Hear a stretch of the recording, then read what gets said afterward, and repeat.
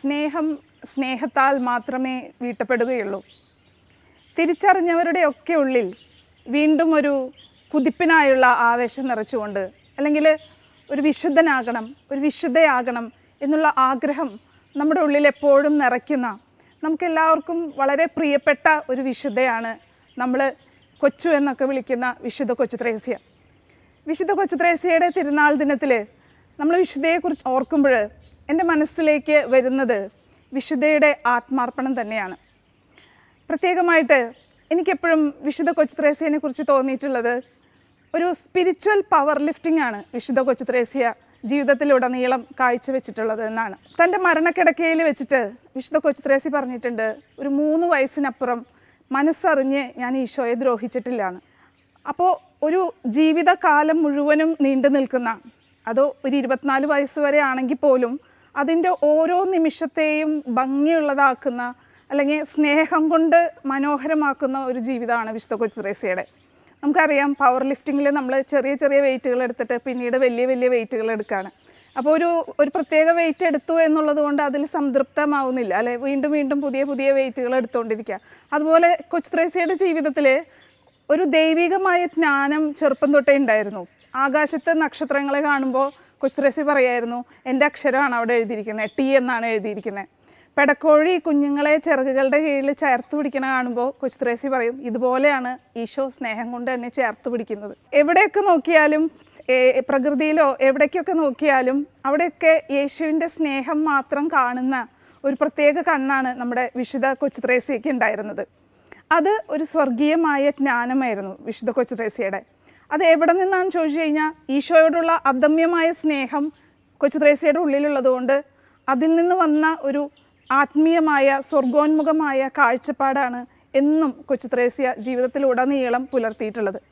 അപ്പോൾ കൊച്ചു ത്രേസ്യയുടെ ആത്മാർപ്പണം എന്ന് പറയുന്നത്, കൊച്ചു ത്രേസ്യ അത് എഴുതി പിടിപ്പിച്ചത് തൻ്റെ വൃതവാഗ്ദാന ദിവസത്തിലാണ്. കൊച്ചു ത്രേസ്യ മരിക്കുന്നതിന് 2 വർഷം മുമ്പാണ്. പക്ഷേ ആ ആത്മാർപ്പണം അന്ന് പുതിയതായിട്ട് എഴുതിയതല്ല. താൻ ഇതുവരെ കഴിഞ്ഞ വർഷങ്ങളിലൊക്കെ ജീവിച്ച ആ സ്നേഹത്തിൻ്റെ പ്രയാണത്തിന് ഒരു വാക്കുകളിൽ രൂപം കൊടുക്കുകയായിരുന്നു. ഈശോയോടുള്ള കൊച്ചു ത്രേസ്യയുടെ സ്നേഹം വളരെ സിമ്പിൾ ഫെയ്ത്താണ്, അല്ലെങ്കിൽ സിമ്പിൾ സ്നേഹമാണ്. നമുക്ക് എല്ലാവർക്കും അതറിയാം. കൊച്ചു ത്രേസ്യ ഒരു കാര്യം കേൾക്കുമ്പോൾ അത് അങ്ങനെ തന്നെ വിശ്വസിച്ചിരുന്നു. എങ്ങനെയാണ് ഒരു ചെറിയൊരു കൊച്ചു ഓസ്തിയിൽ ഈശോ കുടികൊള്ളുന്നത് എന്ന് സെലിൻ ചേച്ചിയോട് ചോദിച്ചപ്പോൾ സെലിൻ ചേച്ചി കൊടുത്ത ഉത്തരം ദൈവത്തിനെല്ലാം സാധ്യമാണ് എന്നാണ്. വിശുദ്ധ കൊച്ചു ത്രേസ്യ അത് മുഴുവനും വിശ്വസിച്ചു. പിന്നെ അവിടെ വിശുദ്ധ കൊച്ചു ത്രേസ്യയ്ക്ക് ഒരു ഡൗട്ടില്ല. അതാണ് കൊച്ചുവിൻ്റെ ഒരു പ്രത്യേകത എന്ന് പറയുന്നത്. അതായത് നമ്മൾ കേൾക്കുന്ന കാര്യങ്ങൾ, ദൈവികമായ സത്യങ്ങൾ അപ്പാടെ നമുക്കൊരു ടിഷ്യൂ പേപ്പർ അത് അബ്സോർബ് ചെയ്യുന്ന പോലെ കൊച്ചു ത്രേസ്യ ദൈവിക കാര്യങ്ങളെ ആ ഒരു ദൈവിക ജ്ഞാനം കൊണ്ട് അബ്സോർബ് ചെയ്തിരുന്നു. അതുപോലെ തന്നെ ബൈബിളിൽ ചെറിയ അജഗണമേ ഭയപ്പെടേണ്ട, നിങ്ങൾക്ക് രാജ്യം നൽകാൻ എൻ്റെ ദൈവം പ്രസാദിച്ചിരിക്കുന്നു എന്നുള്ള ആ ഒരു ബൈബിൾ സെൻറ്റൻസ് വായിക്കുമ്പോൾ വിശുദ്ധ കൊച്ചു ത്രേസ്യയുടെ ഉള്ളിൽ എൻ്റെ ആ ചെറുമ, അല്ലെങ്കിൽ എൻ്റെ ആ ഒരു സിംപ്ലിസിറ്റി, അല്ലെങ്കിൽ എൻ്റെ ഒരു കുഞ്ഞത്വം അത് ഈശോ സ്വീകരിക്കുന്നു എന്നുള്ള എൻ്റെ ആ സന്തോഷമാണ് വിശുദ്ധ കൊച്ചു ത്രേസ്യയ്ക്ക് വരുന്നത്. അതുപോലെ മരണക്കിടക്കയിൽ നമ്മുടെ കൊച്ചു ത്രേസ്യ പറയുന്നുണ്ട്, മരണത്തിൻ്റെ താഴ്വരയിലൂടെയാണ് ഞാൻ കടന്നു പോകുന്നത്, പക്ഷേ ഈശോ എൻ്റെ കൂടെ ഉള്ളതുകൊണ്ട് ഞാൻ ഭയപ്പെടില്ല. അപ്പോൾ സങ്കീർത്തനങ്ങളിലൂടെ വിശുദ്ധ കൊച്ചു ത്രേസ്യ കടന്നു പോയപ്പോഴും, ജീവിതത്തിലെ അതിൻ്റെ അനുഭവങ്ങളിലൂടെ കടന്നു പോയപ്പോഴും ഒക്കെ ഈ സ്നേഹത്തിലേക്കുള്ള ഒരു ആത്മാർപ്പണം എന്ന് പറയുന്നത് കൊച്ചു ത്രേസ്യയ്ക്ക് ഫുള്ളായിട്ടുണ്ടായിരുന്നു. നമ്മളെല്ലാവരെയും പോലെ കുറേ കുറവുകളും അതുപോലെ സംശയങ്ങളും, ഞാൻ പോരാ, എനിക്ക് കുറവുകളുണ്ടെന്നുള്ള ഒരു ഗിൽട്ട് ഫീലിങ്ങും, അങ്ങനെ എല്ലാമുള്ള ഒരു സാധാരണ കുട്ടി തന്നെയായിരുന്നു നമ്മുടെ കൊച്ചു ത്രേസ്യ. പക്ഷേ കൊച്ചു ത്രേസ്യയ്ക്ക് അതിനും ഉപരിയായിട്ടുണ്ടായിരുന്ന ഒരു കാര്യം എന്ന് പറഞ്ഞത് സ്ഥിരതയോടുകൂടി ഈശോയിൽ ആശ്രയിക്കാനായിട്ട് ശ്രമിച്ചു. നമ്മൾ പാഷൻ ഓഫ് ക്രൈസ്റ്റ് കാണുമ്പോൾ അതിൽ എന്നെ ആകർഷിച്ചിട്ടുള്ള ഒരു സെൻറ്റൻസാണ്, ഗെത്സമേൻ തോട്ടത്തിൽ വെച്ചിട്ട് ഒരു ഈവിൾ സ്പിരിറ്റിൻ്റെ ഒരു ഫോമിൽ വന്നിട്ട് പറയുന്നുണ്ട്, you cannot save the world. അപ്പോൾ അവിടെ ഈശോ പറയുന്നൊരു സെൻറ്റൻസ് ഐ ക്യാനോ ഐ കാണ്ടെന്നോ അല്ല, മൈ ഫാദർ ക്യാൻ എന്നാണ്. അതുപോലെയാണ് വിശുദ്ധ കൊച്ചു ത്രേസ്യയുടെ ആത്മാർപ്പണം. അതായത് വിശുദ്ധ കൊച്ചു ത്രേസ്യ ഒരു വൈക്കോൽ തുരുമ്പ് എടുത്തിട്ട് അത് വേസ്റ്റ് ബാസ്ക്കറ്റിൽ ഇടുമ്പോൾ അത് സ്നേഹത്തോടെ ചെയ്തിട്ട് വിശുദ്ധ കൊച്ചു ത്രേസ്യ വിശ്വസിക്കുകയാണ്, എൻ്റെ ഈ പ്രവൃത്തി ഈശോയുടെ സഹനങ്ങളിലൂടെ ഞാൻ കാഴ്ചവെക്കുമ്പോൾ അനേകം ആത്മാക്കൾ രക്ഷപ്പെടുന്നു. ഫ്രാൻസിനെ രക്ഷിക്കാൻ വേണ്ടി വിശുദ്ധ കൊച്ചു ത്രേസ്യ വലിയ കാര്യമൊന്നുമല്ല ചെയ്തത്. വെള്ളം കുടിക്കാൻ തോന്നി, കുടിക്കാതിരുന്നു. അത് അയാൾക്ക് വേണ്ടി കാഴ്ചവെച്ചു. അയാൾ വലിയൊരു പാപിയാണ്, ഈ കുഞ്ഞു കുട്ടിക്ക് അയാളെ രക്ഷിക്കാൻ പറ്റുമോ, അങ്ങനെയൊന്നും വിശുദ്ധ കൊച്ചു ത്രേസ്യ ചിന്തിച്ചില്ല. ഈശോയുടെ ഒരു തിരിഹിതം നമ്മുടെ കയ്യിൽ കിട്ടുന്നു, അത് നമ്മൾ പ്രാവർത്തികമാക്കാനായിട്ട് നമ്മുടെ കയ്യിലുള്ള കുഞ്ഞു കുഞ്ഞു കാര്യങ്ങൾ ഈശോയ്ക്ക് സ്നേഹത്തോടെ സമർപ്പിക്കുന്നു. ആ ഒരു പ്രത്യേക ഒരു നമ്മൾ പറയില്ലേ ഒരു കാലിഡോസ്കോപ്പിക് എഫക്റ്റാണ് വിശുദ്ധ കൊച്ചു ത്രേസ്യ സ്പിരിച്വാലിറ്റിക്ക് കൊടുത്തത്. അതുപോലെ തന്നെ എപ്പോഴും എഡ്ജസ്റ്റിലേക്ക് പോകാനായിട്ട് കൊച്ചു ത്രേസ്യ ശ്രദ്ധിച്ചിരുന്നു. ഇപ്പോൾ എനിക്ക് പറ്റുന്നൊരു കാര്യം കംഫർട്ടബിൾ സോണിൽ നിൽക്കില്ല കൊച്ചു ത്രേസ്യ. കാരണം കൊച്ചു ത്രേസ്യയ്ക്ക് ക്ഷയരോഗം വന്നിട്ട് ചോര ഛർദ്ദിച്ചിരുന്നു കൊച്ചു ത്രേസ്യ. അപ്പോൾ കൊച്ചു ത്രേസ്യയുടെ സിസ്റ്റേഴ്സ്, സ്വന്തം സഹോദരിമാർ സിസ്റ്റേഴ്സായിട്ട് ആ മഠത്തിലുണ്ട്. നവമാലികയിൽ നമ്മൾ വായിക്കുകയാണ് 1 വർഷം കഴിഞ്ഞിട്ടാണ് അവർ ഇതേപ്പറ്റി അറിഞ്ഞത്. അപ്പോൾ എന്നും കാണുന്നവരാണ്. ഇപ്പോൾ ഇവർക്ക് ആകെ സംസാരിക്കാനായിട്ട് അനുവാദമുള്ളത് ഭക്ഷണശേഷമുള്ള ഒരു ഉല്ലാസത്തിൻ്റെ ഒരു ടോക്കിംഗ് അലൗഡ് ആയിട്ടുള്ള ഒരു സമയത്താണ്. ആ സമയത്ത് കൊച്ചു ത്രേസ്യ തനിക്ക് ഇഷ്ടമില്ലെന്ന് അല്ലെങ്കിൽ തന്നോട് ഇഷ്ടമില്ലെന്ന് തനിക്ക് തോന്നുന്നവരുടെ അടുത്താണ് കൂടുതൽ സമയം ചെലവഴിച്ചിരുന്നത്. തൻ്റെ ഫ്രണ്ട്സിൻ്റെ കൂടെയോ തൻ്റെ ചേച്ചിമാരുടെ കൂടെയോ അല്ല. അപ്പം അതുകൊണ്ട് തന്നെ ഇവൾ ചോര ഛർദ്ദിക്കുന്നു അല്ലെങ്കിൽ ക്ഷയരോഗമാണ് വയ്യ എന്നുള്ള കാര്യം ചേച്ചിമാർ അറിയുന്നത് തന്നെ 1 വർഷം കഴിഞ്ഞിട്ടാണ്. അപ്പോൾ ഈ ജീവിതത്തിൻ്റെ സാധാരണ സംഭവങ്ങളിൽ നമ്മുടെ കഴിവിൻ്റെ എഡ്ജസ്റ്റിലേക്ക് പോയി എൻ്റെ കഴിവിൻ്റെ പരമാവധി ഈശോനെ സ്നേഹിക്കുക എന്നുള്ള ഒരു പ്രിൻസിപ്പിളാണ് വിശുദ്ധ കൊച്ചു ത്രേസ്യ സ്വീകരിച്ചു പോന്നിട്ടുള്ളത്. അത് ആത്മാർപ്പണത്തിൽ എത്തിച്ചത് അതാണ് ഞാൻ സ്പിരിച്വൽ പവർ ലിഫ്റ്റിംഗ് എന്ന് പറഞ്ഞത്. അതുപോലെ കൊച്ചു ത്രേസ്യ പുണ്യവതിക്ക് ഇഷ്ടമില്ലാത്ത ഭക്ഷണ സാധനങ്ങൾ കൊടുക്കുമ്പോൾ ആൾ വളരെ ഇഷ്ടത്തോടു കൂടി അത് കഴിക്കുമായിരുന്നു. അപ്പോൾ ബാക്കിയുള്ളവർ വിചാരിക്കുന്നത് കൊച്ചു ത്രേസ്യ പുണ്യാളത്തേക്ക് ഇത് ഇഷ്ടമാണെന്നാണ്. അപ്പോൾ അവർ വീണ്ടും വീണ്ടും കൊടുക്കുമായിരുന്നു. അങ്ങനെ മരണക്കിടക്കയിൽ വെച്ചിട്ടാണ് പലർക്കും മനസ്സിലാവുന്നത് ഇതൊക്കെ ഇഷ്ടമില്ലാത്ത ഭക്ഷണമാണെന്നുള്ളത്. അതുപോലെ വേദനിക്കുന്ന സമയത്ത് വേദന മുഖത്ത് കാണിക്കാതെ എപ്പോഴും സന്തോഷത്തോടെ ഇങ്ങനെ ഗ്രേസ്ഫുള്ളായിട്ട് ഇരിക്കുമായിരുന്നു കൊച്ചു ത്രേസ്യ പുണ്യാളത്തി. അപ്പോൾ ബാക്കി സിസ്റ്റേഴ്സ് വിചാരിക്കും ഇവൾ അഭിനയിക്കുന്നതാണ് രോഗം, അതായത് ശരിക്കും രോഗമില്ല. അപ്പോൾ അങ്ങനെ ഒരുപാട് തെറ്റിദ്ധാരണകളിലൂടെയൊക്കെയും കടന്നു പോകുമ്പോഴും എൻ്റെ പരിപൂർണതയുടെ ആ മാക്സിമത്തിൽ ചെയ്യാനായിട്ട് ഓരോ കുഞ്ഞു കാര്യം ആ പരിപൂർണതയുടെ മാക്സിമത്തിൽ ചെയ്യാനായിട്ട് വിശുദ്ധ കൊച്ചു ത്രേസ്യ പുണ്യാളത്തി പ്രത്യേകിച്ച് അത് പരിശ്രമിച്ചിരുന്നു. അതാണ് അവളുടെ ആത്മാർപ്പണം എന്ന് പറയുന്നത്. മരണസമയത്ത് ഉണ്ടായ ഒരു സംഭവമല്ല. ഒരു നദി കടലിലേക്ക് ഒഴുകുന്നത് പോലെ ഓരോ മൊമെൻറ്റും ബ്യൂട്ടിഫുള്ളാക്കിയിട്ട് ആ മൊമെൻറ്റുകളുടെ ഒരു ഫ്ലോ അത് ഈശോയിലേക്ക് ഒഴുകുന്ന ഒരു വളരെ ഡെപ്തുള്ള വളരെ ബ്യൂട്ടിഫുള്ളായിട്ടുള്ള ഒരു ലൈഫാണ് വിശുദ്ധ കൊച്ചു ത്രേസ്യയുടെ. നവമാലികയൊക്കെ നമ്മൾ ഓരോ പ്രാവശ്യം വായിക്കുമ്പോഴും ഒരുപാട് പുതിയ പുതിയ അർത്ഥങ്ങളാണ് നമുക്ക് കാണാൻ പറ്റുക. കാരണം അത്രയും സിമ്പിളാണ്, അത്രയും പ്രൊഫൗണ്ടാണ് കൊച്ചു ത്രേസ്യ പുണ്യാളത്തിയുടെ ജീവിതം എന്ന് പറയുന്നത്. ഞാനൊരു ചെറിയ കിളിക്കുഞ്ഞാണ്. എൻ്റെ ചിറക് നനയുമ്പോൾ ഞാൻ അത് ഉണക്കാനായിട്ട് സൂര്യൻ്റെ പ്രകാശത്തിൽ നിൽക്കും. അപ്പോൾ എന്തിനും ഏതിനും ദൈവത്തെ ആശ്രയിക്കുകയാണ്. ഞാനൊരു മണൽത്തരിയാണ്. അതുപോലെ തന്നെ പൂർണ്ണമായിട്ട് വിട്ടുകൊടുക്കുമായിരുന്നു. അതായത് ഞാനൊരു കളിപ്പന്താണ്. ഉണ്ണീശോ അതെടുത്ത് കളിക്കും, ചിലപ്പോൾ താഴെ ഇടും, ചിലപ്പോൾ മറന്നിട്ട് ആരും ഓർക്കാണ്ട് അവിടെ കിടക്കും, ചിലപ്പോൾ കുത്തി പൊട്ടിക്കും.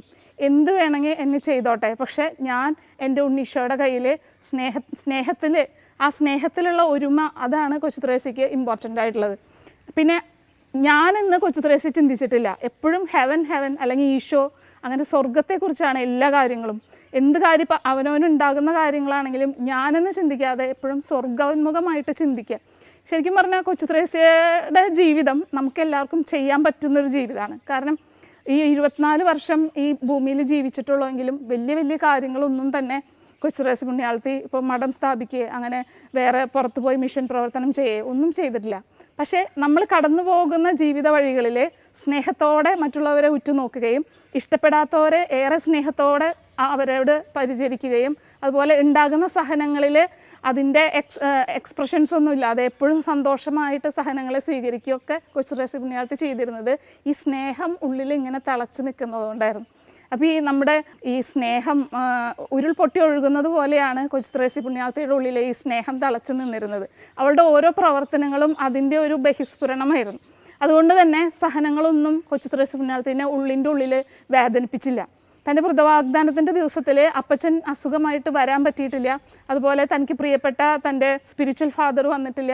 അങ്ങനെ എല്ലാം ദുഃഖമയമായിരുന്നു എന്ന് നവമാലികയിൽ എഴുതുമ്പോഴും അടുത്ത സെൻറ്റൻസിൽ എഴുതുന്നുണ്ട് എൻ്റെ ഉള്ളിലെ അഗാധമായൊരു സമാധാനം ഉണ്ടായിരുന്നു.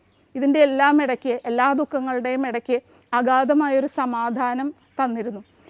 അങ്ങനെ നമ്മുടെ കൊച്ചു ത്രേസ്യ പുണ്യാളത്തി എപ്പോഴും ഈശോയിലേക്കാണ് ആ എല്ലാ ക്രെഡിറ്റും കൊടുത്തിരുന്നത്. ഒരു സന്തോഷം ഉണ്ടായാൽ അപ്പോൾ എഴുതും ഈശോ എനിക്ക് അത് അനുവദിച്ചു തന്നു. ഒരു ദുഃഖം ഉണ്ടായാൽ ഈശോ എനിക്ക് അത് അനുവദിച്ചു തന്നു. അതിൻ്റെ ഞാനൊന്നും ചെയ്യുന്നില്ല, എല്ലാം ദൈവമാണ്, ദൈവത്തിലൂടെയാണ് എന്നുള്ള വലിയ ഒരു ആഴമായിട്ടുള്ളൊരു ആത്മീയ ജ്ഞാനം വിശുദ്ധ കൊച്ചു ത്രേസ്യയ്ക്ക് ഉണ്ടായിരുന്നു. അത് അവളതിനെ ഒരുപാട് ആരും സഞ്ചരിച്ചിട്ടില്ലാത്ത വഴികളിലൂടെ സഞ്ചരിച്ചു എന്നൊക്കെ പറയുന്ന പോലെ അത്രയും ബ്യൂട്ടിഫുള്ളായിട്ട് ആത്മീയതയിൽ ഉയർന്നു പോകാൻ പറ്റിയത് അതുകൊണ്ടാണ്. ആധ്യാത്മിക ശിശുത്വം എന്ന് പറയുന്ന ആ ഒരു കോൺസെപ്റ്റ് കൊച്ചു ത്രേസ്യ പുണ്യാളത്തി നമുക്ക് കൊണ്ടുവന്നപ്പോൾ, അതായത് നമ്മൾ ചിന്തിക്കും നമുക്കൊന്നും വിശുദ്ധരാവാൻ പറ്റില്ല. അതായത് നമ്മുടെ ഗിൽട്ട് ഫീലിംഗ് ആണ്, നമ്മളെപ്പോഴും നമ്മിലാണ് എനിക്ക് പറ്റില്ല എനിക്ക് പറ്റും. അത് രണ്ടും കൊച്ചു ത്രേസ്യ പുണ്യാളത്തിക്ക് ഉണ്ടായിരുന്നില്ല. എൻ്റെ ദൈവത്തിന് പറ്റും, എനിക്ക് പറ്റും എനിക്ക് പറ്റില്ല, അത് രണ്ടും ഇല്ലായിരുന്നു. എൻ്റെ ദൈവത്തിന് പറ്റും, അതായിരുന്നു ആ കുറുക്ക് വഴി. ഒരു ചെറിയ കുട്ടി ഒരു വലിയ കോണി കയറാൻ സാധിക്കാതെ നിൽക്കുമ്പോൾ അത് അവിടെ നിന്ന് കരയും. അപ്പോൾ അതിൻ്റെ അപ്പനോ അമ്മയോ വന്ന് അതിനെ എടുത്തുകൊണ്ട് പോകും. അത്രയും ഒരു ആശ്രയ മനോഭാവമാണ് കൊച്ചു ത്രേസ്യ പുണ്യാളത്തി ജീവിതത്തിൻ്റെ ഓരോ സമയത്തും പുലർത്തിയിട്ടുള്ളത്. പല സമയത്തും ഈശോ എന്നെ സ്നേഹിക്കുന്നുണ്ടോ എന്നുള്ള വലിയ വിശ്വാസ പരീക്ഷണമൊക്കെ ഉണ്ടായിരുന്നു. നവമാലികയിൽ എഴുതിയിട്ടുണ്ട്, സ്വർഗം ഭിത്തി കെട്ടി എന്നിൽ നിന്ന് മറച്ചു പിടിച്ചിരിക്കുകയാണ് ഈശോ. ഭിത്തി കെട്ടി, അപ്പോൾ സ്വർഗം ഇല്ലയെന്ന് തന്നെ തോന്നിയിട്ടുണ്ട്. ദിവ്യകാരുണ്യത്തിൽ ഈശോ ഉണ്ടോ എന്ന് പോലും സംശയം തോന്നിയിട്ടുണ്ട്. അപ്പോൾ വിശ്വാസത്തിൻ്റെ പരീക്ഷണങ്ങളൊക്കെ ഉണ്ടായിട്ടുണ്ട്. പക്ഷെ അതിലൂടെയൊക്കെ വളരെ സ്നേഹത്തോടെ വളരെ സിമ്പിളായിട്ട് കൊച്ചു ത്രേസ്യ പുണ്യാളത്തി കടന്നു പോയത് അവളുടെ ഈ ഉള്ളിലുള്ള ഒരു ആത്മീയമായ ജ്ഞാനം കാരണമാണ്. അതുപോലെ തന്നെ സ്നേഹത്തിൻ്റെ ഒരു തിരതള്ളൽ എന്ന് പറയില്ലേ നമ്മൾ, അത് കൊച്ചു ത്രേസ്യ പുണ്യാളത്തിക്ക് എപ്പോഴും ഉണ്ടായിരുന്നു, ചെറുപ്പം മുതലേ ഉണ്ടായിരുന്നു. കളിച്ച് നടക്കണതിൻ്റെ ഇടയിൽ എവിടെയെങ്കിലും പോയിരുന്ന് ഒളിച്ചിരുന്ന് പ്രാർത്ഥിക്കും. ആ പ്രാർത്ഥന ഒരുപക്ഷെ ഒരു സുഹൃത ജപം ചെല്ലലാവണമെന്നില്ല, ഈശോയോടുള്ള സംസാരമായിരിക്കാം. മീൻ പിടിക്കാൻ പോകുമ്പോൾ അപ്പൻ്റെ കൂടെ പോയിട്ട് ഒരു സൈഡിലിരുന്ന് സ്വർഗത്തെക്കുറിച്ച് ചിന്തിച്ചുകൊണ്ടിരിക്കും. അപ്പോൾ എപ്പോഴും സ്വർഗോന്മുഖമായിട്ട് അല്ലെങ്കിൽ സ്വർഗത്തിലേക്ക് തിരിച്ചു വെച്ചിരിക്കുന്ന ഒരു കോമ്പസ് പോലെ വിശുദ്ധ കൊച്ചു ത്രേസ്യ പുണ്യാളത്തിക്ക് എപ്പോഴും ഈശോയുടെ സ്നേഹം, ആ ഉള്ളിൽ തിരതെല്ലുന്ന ആ സ്നേഹമാണ് ആത്മാർപ്പണമായിട്ട് കൊച്ചു ത്രേസ്യ തൻ്റെ ജീവിതത്തിലുടനീളം കൊണ്ടുവന്നത്. അതുപോലെ സഹനങ്ങൾ അവൾക്ക് സ്നേഹത്തിൻ്റെ തന്നെ ഒരു കോയിൻ്റെ രണ്ട് ഭാഗം എന്നൊക്കെ നമ്മൾ പറയില്ലേ, അതുപോലെയാണ്. ആ സഹനങ്ങളുടെ ഇതിലാണ് ഈ സ്പിരിച്വൽ പവർ ലിഫ്റ്റിംഗ് കൂടുതലായിട്ട് ആൾ ചെയ്തിരിക്കുന്നത്. കൊച്ചു ത്രേസ്യ പുണ്യാളത്തി വയ്യാതെ കിടക്കുമ്പോൾ ഒരു കൂടെയുള്ള ഒരു സിസ്റ്റർ വന്നിട്ട് വെയിൽ കുത്തി വെച്ചപ്പോൾ ആളുടെ തൊലിയും കൂടി അതിൻ്റെ കൂടെ പിൻ ചെയ്ത് വെച്ചു. അപ്പോൾ അത് പറയാമായിരുന്നു, പക്ഷേ അത് എനിക്ക് സഹിക്കാനുള്ള ഒരു അവസരമാണ്. അപ്പോൾ അത് മിണ്ടിയില്ല. അത് കഴിഞ്ഞ് പിന്നെ കുറേ മണിക്കൂറുകൾ കഴിഞ്ഞ് സിസ്റ്റേഴ്സ് വന്നപ്പോഴാണ് ഇത് കാണുന്നത്. അപ്പോൾ അത്രയും നേരം ആ വേദന സഹിച്ച് മിണ്ടാതെ കിടന്നു. പിന്നെ അത് ആരാ ചെയ്തതെന്നും വെളിപ്പെടുത്തിയില്ല. അങ്ങനെ എന്തൊക്കെ സഹനങ്ങൾ ഏതൊക്കെ വഴിക്ക് വരുന്നോ അതിനെ മുഴുവൻ ചാടിപ്പിടിക്കും. കാരണം അത് എൻ്റെ സ്നേഹത്തിൻ്റെ പ്രകാശനമായിട്ടാണ് ആ വിശുദ്ധ കൊച്ചു ത്രേസ്യ ആ സഹനങ്ങളെ വിചാരിച്ചിട്ടുണ്ടായിരുന്നത്. അപ്പോൾ അങ്ങനെ സ്നേഹത്തിൽ അടിസ്ഥാനമായിട്ട്, അതുപോലെ സഹനത്തിൽ അടിസ്ഥാനമായിട്ട്, ദൈവാശ്രയത്തിൽ അടിസ്ഥാനമായിട്ട് ഏറ്റവും ഈസി ആയിട്ട് ആളുകളിലേക്ക് ഈശോയിനെ എത്തിക്കുന്ന ഒരു സ്പിരിച്വാലിറ്റിയാണ് വിശുദ്ധ കൊച്ചു ത്രേസ്യ ജീവിതത്തിലുടനീളം പുലർത്തിയിരുന്നത്. അപ്പോൾ നമ്മുടെ ജീവിതത്തിൽ നമ്മൾ എങ്ങനെയാണ് വിശുദ്ധരാവുക, നമുക്ക് വിശുദ്ധരാവാൻ സാധിക്കുമോ? ഞാൻ ഇത്രയും തിന്മകളുള്ള ആളാണ് അല്ലെങ്കിൽ കുറവുകളുള്ള ആളാണ്, എനിക്ക് വിശുദ്ധയാവാൻ സാധിക്കുമോ എന്നൊക്കെ ചോദിച്ചാൽ നമ്മുടെ കൊച്ചു നമ്മളോട് പറയും, നിനക്ക് പറ്റും. കാരണം നീ സ്നേഹിക്കുക, നീ ഈശോയിൽ ആശ്രയിക്കുക, എല്ലാം ഈശോയിലൂടെ ചെയ്യുക. അതുമാത്രമാണ് ആത്മാർപ്പണത്തിനുള്ള ഏറ്റവും വലിയ വഴി. അപ്പോൾ 1897 സെപ്റ്റംബർ 30 ആ സ്നേഹത്തിൻ്റെ ബലിവസ്തു ആ സ്നേഹത്തിൻ്റെ ഉറവിടത്തിലേക്ക് തിരിച്ചു പോകുന്നത്. അതിൻ്റെ ഓർമ്മയായിട്ടാണ് നമ്മൾ ഒക്ടോബർ 1 ആചരിക്കുന്നത്. വിശുദ്ധ കൊച്ചു ത്രേസ്യ നമ്മുടെ എല്ലാവരുടെയും ജീവിതത്തിൽ സ്നേഹത്തിൻ്റെ തിരതല്ലലായിട്ട് അല്ലെങ്കിൽ ആത്മാർപ്പണത്തിനുള്ള ഒരു ആക്കമായിട്ട് നമ്മുടെ കൂടെ ഉണ്ടാവട്ടെ എന്ന് ഞാൻ ആശംസിക്കുന്നു.